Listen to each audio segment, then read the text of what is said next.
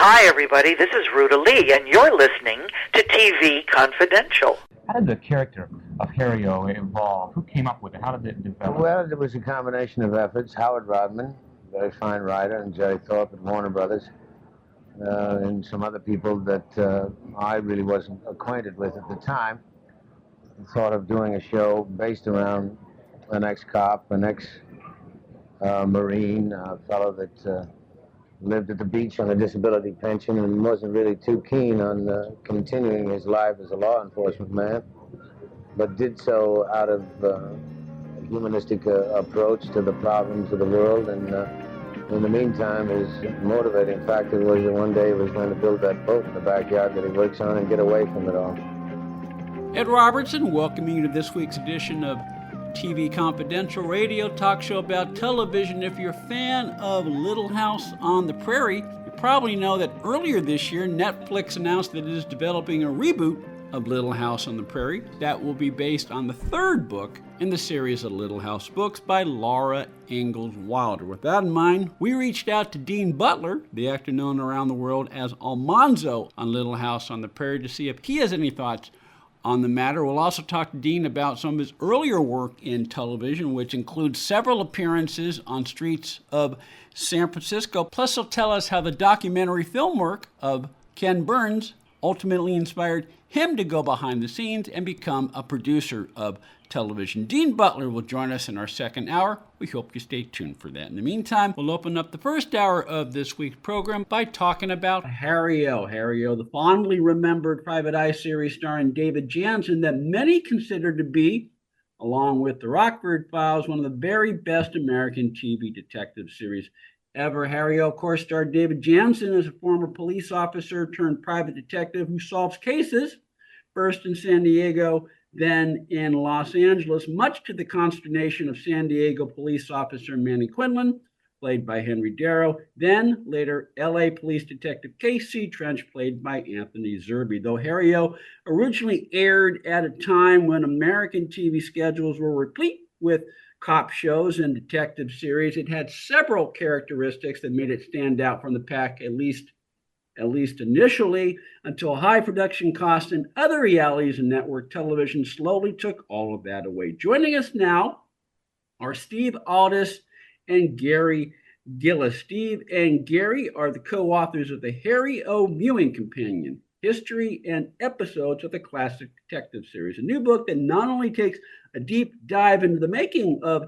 Harry O., but clarifies some misconceptions about the origins of the series, while also offering insight into what made Harry O. so special. Steve Aldous' other books include The World of Shaft, the history and analysis of the Black private detective played so memorably by Richard Roundtree.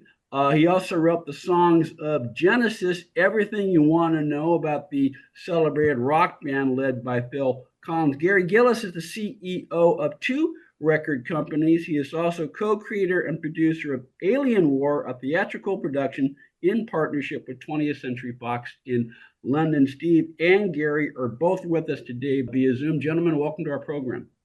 Thank you. Thanks, Ed. I'm going to start with 3 or 4 takeaways. I would say for like these general questions, Steve answer first, then Gary. I did not contribute to this book directly. I'm saying this by way of disclosure, folks. However, I am acknowledged in the book, which I appreciate very much. Plus, Harry O remains one of my favorite shows ever. So I'm a little biased. I'm a little biased about the topic of this conversation. And I'm very, very, very glad to see that you both treated the show so well. How did you come to put this book together? Steve first, then Gary. Yeah, it's been something that had been on my mind for a few years, to be honest, Ed. And I'd loved the show when I was growing up as a teenager in the 70s, and watched it when it was on BBC over here. It wasn't on as a regular series over here. It was part of a wheel series that we called The Detectives that was on BBC television. So it used to be shared the same slot with like Cannon and Rockford Files and other shows. So, but Harry always stood out to me as being, in terms of quality, the best of the lot that I thought at the time, and that always stayed with me. But it sort of slipped away over the years, and it wasn't seen again on TV over here until satellite TV came in the early 2000s, and it was on a channel called Granada Plus, where they actually showed the series back to back episodes along that way, and I got rekindled interest in that then in the show then, and I started to record them on VHS, kept them all to one side, and rewatched them. And then as VHS went out and DVD came in, and got rid of my VHS player, obviously, it then disappeared onto the back of the radar again. But when the DVDs came back out in 2011, I think it was, when Warner's released the DVDs, I bought those. Initially, the second pilot was released, and then it was the two series were released on back to back after that. And that, again, rekindled me interest in the show. And then I got so into watching it again that I thought, well, is there been anything written about it?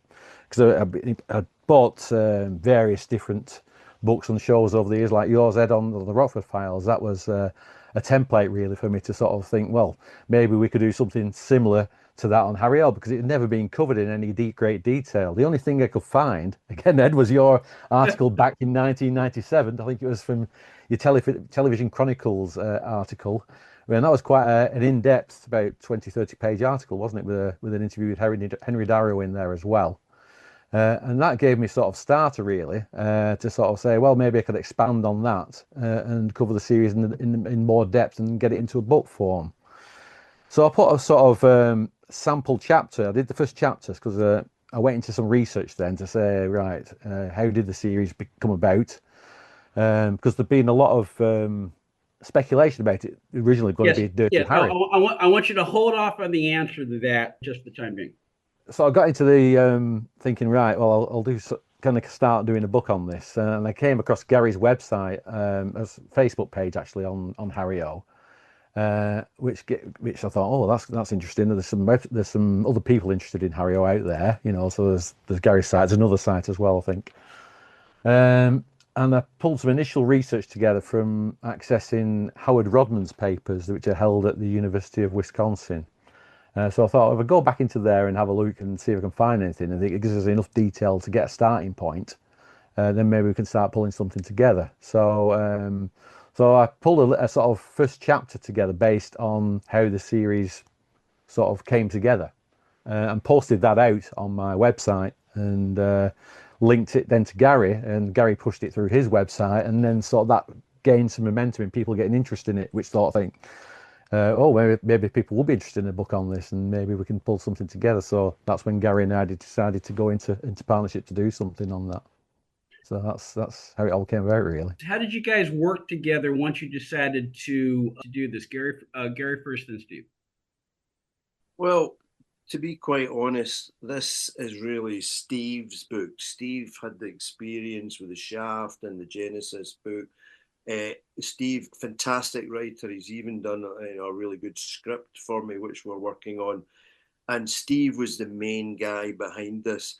We would talk every Monday night, and what about doing this? Let's get in touch with so-and-so. And then I would find out how to get in touch with them. And then we would do the interviews together on the phone, etc. I was there, and I had photographs. I'd been to all the location sites, met some of the people involved in the series. And between our talents, really, we came together. But it was really, Steve's detail in this book is just incredible when you read through it.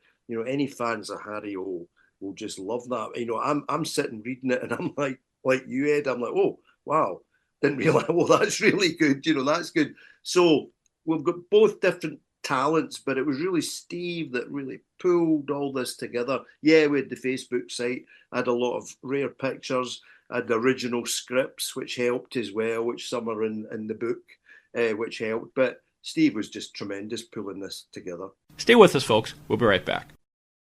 This is Harry Orwell, ex-cop, private detective, friend. There's $1,000 for you, but help her.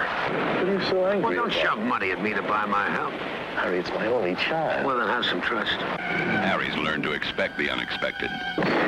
He's learned to live with the bad as well as the good. David Janssen is Harry O. This portion of TV Confidential is brought to us by our friends at Front Porch Realty, the community of realtors in the Northern Bay Area of California that is committed to finding the solution that is best for their clients. Whether you're a first-time home buyer or looking to sell or lease your property in Northern California, call Karen Strain at 415-886-7411 or visit frontporchrealtygroup.com for more information on how they can help you.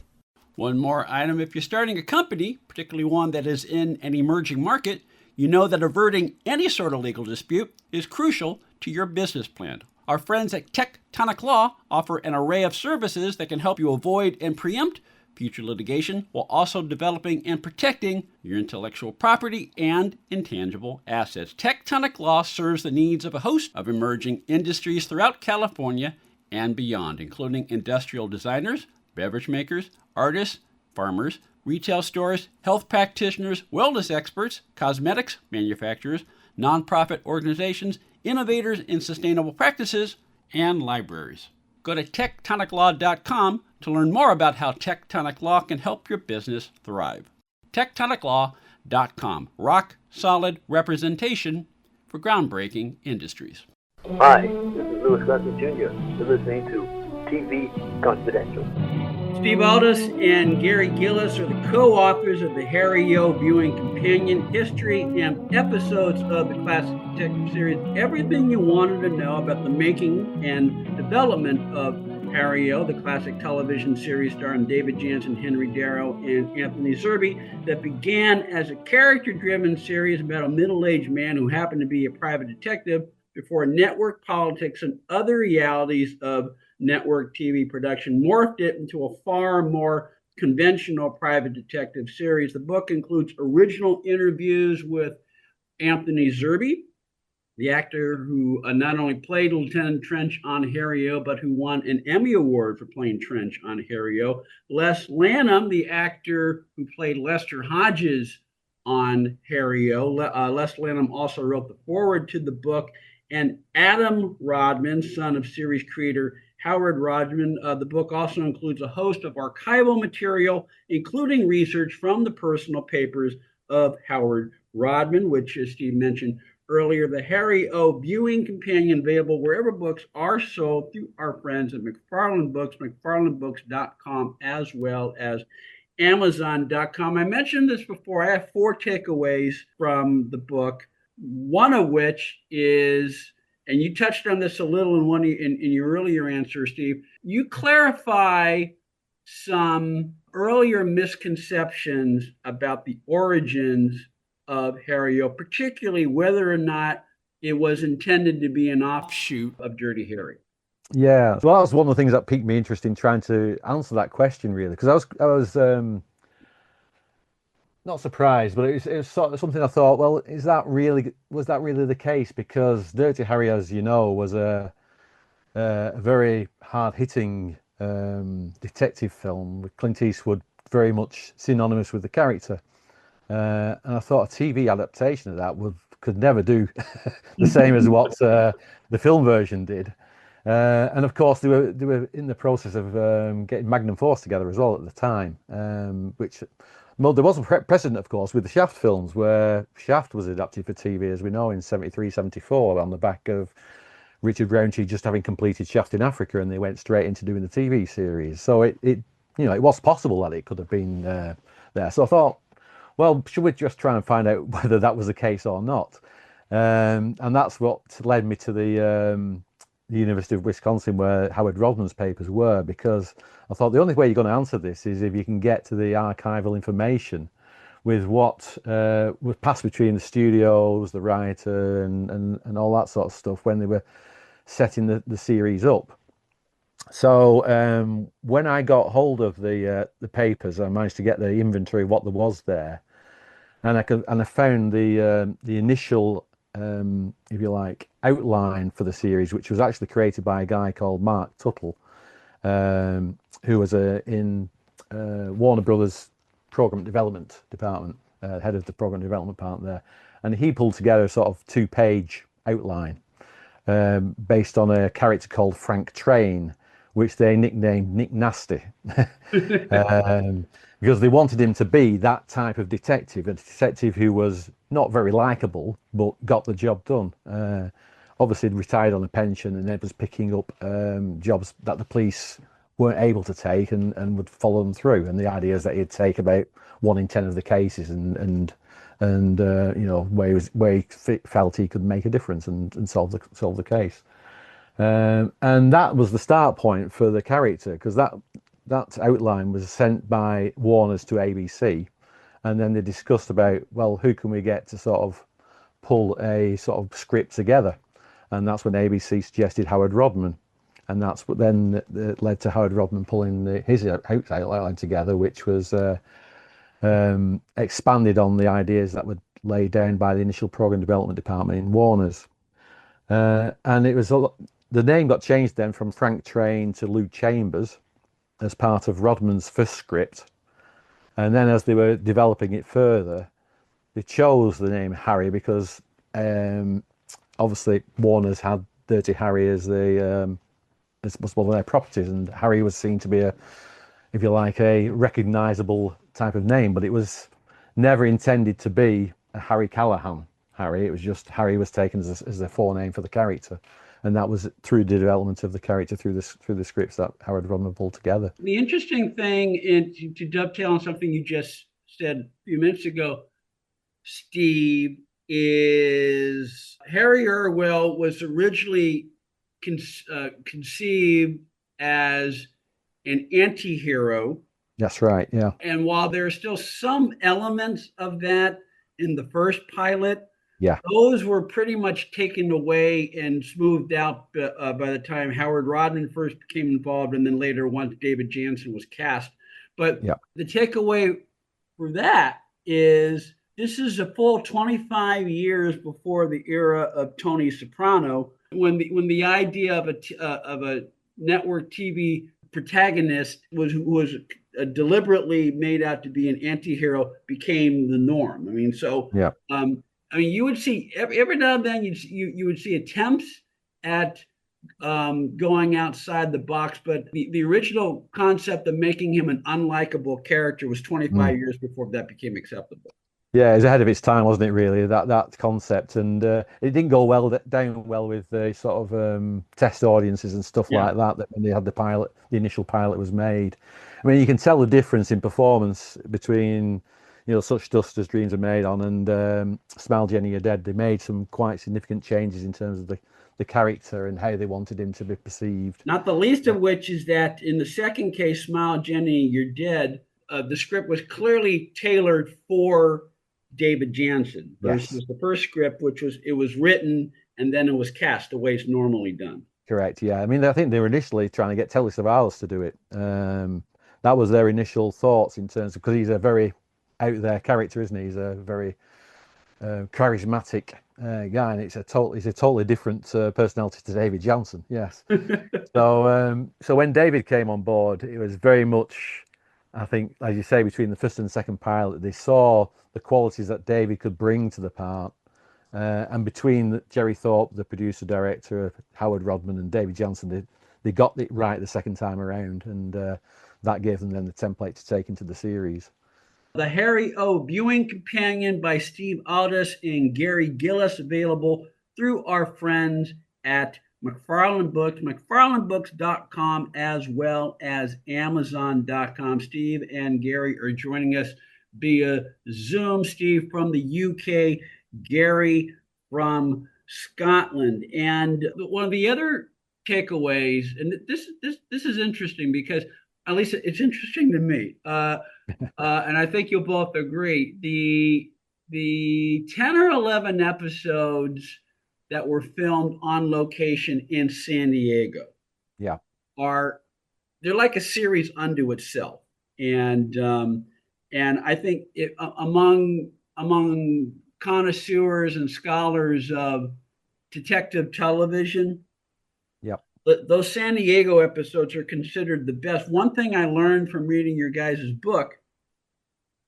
is that if David Janssen had his way, it would not have been a weekly series. It would have been what we would call today a limited series along the lines of McCloud and Columbo, which were rotating as part of a 90-minute wheel. And had they gone in that direction, I think it would have particularly served the San Diego series a lot better, because it would the extra time would allow for the sort of idiosyncratic characterization that characterized the San Diego episodes, while also allowing a little more time for a traditional hard-boiled mystery.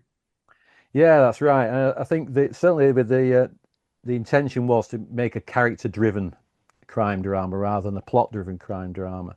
I mean, it ended up being a mix of the two, but certainly the San Diego episodes, you can see on the early episodes of the series, like Guardians of the Gate and Admiral's Lady, how the focus was on the guest star character and what their particular problem or issue was, and how the investigation shaped their view of the world, if you like. And I think that was the differential for the series from other crime dramas, which were more action plot led at the time. And yeah, I think if it had gone the longer format, that would have given some of the plots more room to breathe as part of that format. So I thought I agree. I think the early episodes were the best written, definitely. Sometimes the endings were a little bit rushed, and I think that's because they concentrated so much on the character element that they had to tie the plot up at the end. We'll pick up that thread on the other side of the break. Steve Aldous and Gary Gillies are the co-authors of the Harry O. Viewing Companion, History and Episodes of the Classic Detective Series starring David Janssen. We'll take a quick time out. We'll continue our conversation with Steve and Gary when we come back on TV Confidential.